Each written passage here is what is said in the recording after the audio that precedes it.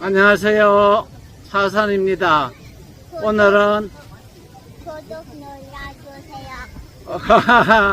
특별 손님이 왔다 갔습니다. 오늘은 공판부 검사에 대하여 한번 말씀을 드려보겠습니다. 전번에 제가 민사소송에서 원고인 변호사가 출석하지 않으면 어떻게 되느냐 말씀을 드렸습니다. 2번 나오지 않으면 소취하 간주가 되어서 소송이 종료된다고 하였습니다. 그러면 형사재판에서도 공소를 제기한 검사가 나오지 않으면 어떻게 될까요? 공소가 취소될까요? 형사사건에서는 그렇게 할 수가 없겠지요. 그러면 이런 경우에 판사는 어떻게 해야 할까요?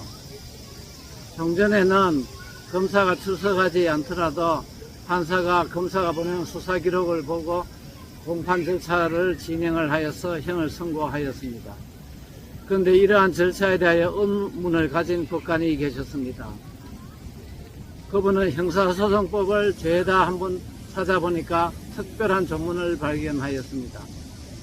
검사가 2회 이상 출석하지 않으면 검사 출석 없이 공판 절차를 진행할 수 있다는 조문이 있었습니다. 그리하여 그 판사님은 첫 번째 기일에는 출석한 피고인을 모두 모아놓고 법에 따르면은 검사가 한 번 출석하지 않으면은 판사가 재판을 할 수가 없고 두 번째도 안 나오면은 그때는 재판을 할 수가 있으니까 오늘은 어쩔 수가 없다. 다음에 다시 기일을 정할 테니까 그때 출석해 달라고 이야기를 하고 해정을 하였습니다. 이와 같은 소식이 터지게 되자 대검에서도 난감하게 되었습니다.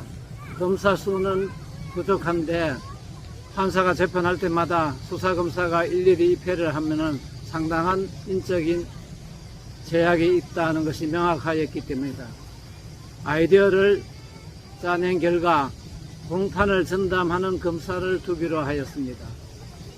큰 법 검찰청에는 공판부를 두어서 여러 명의 검사를 공판만 담당하도록 하였습니다. 이렇게 되니까 공판부 검사는 수사는 하지 않고 공판만 전담을 하게 되어서 재판 절차가 훨씬 더 잘 진행되게 되었습니다. 이것이 가능한 이유는 검사는 검사 동일체의 원칙에 따라 검사가 바뀌더라도 아무런 제약 없이 바로 사무를 볼 수 있는 특수한 사정이 있었습니다. 판사가 만약에 바뀌면은 공판 절차를 갱신해야 한다는 어려운 사정이 생깁니다. 최근에 사법농단 재판에서 공판 절차를 갱신하는데 굉장히 많은 시간이 소요된다는 뉴스를 본 적이 있습니다. 그렇지만 검사는 그와 같은 절차가 필요 없기 때문에 공판부 검사를 신설하여서 절차가 원활하게 진행될 수 있었다는 것도 알려드리겠습니다.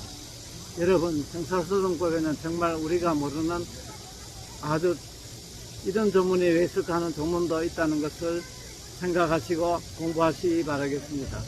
감사합니다.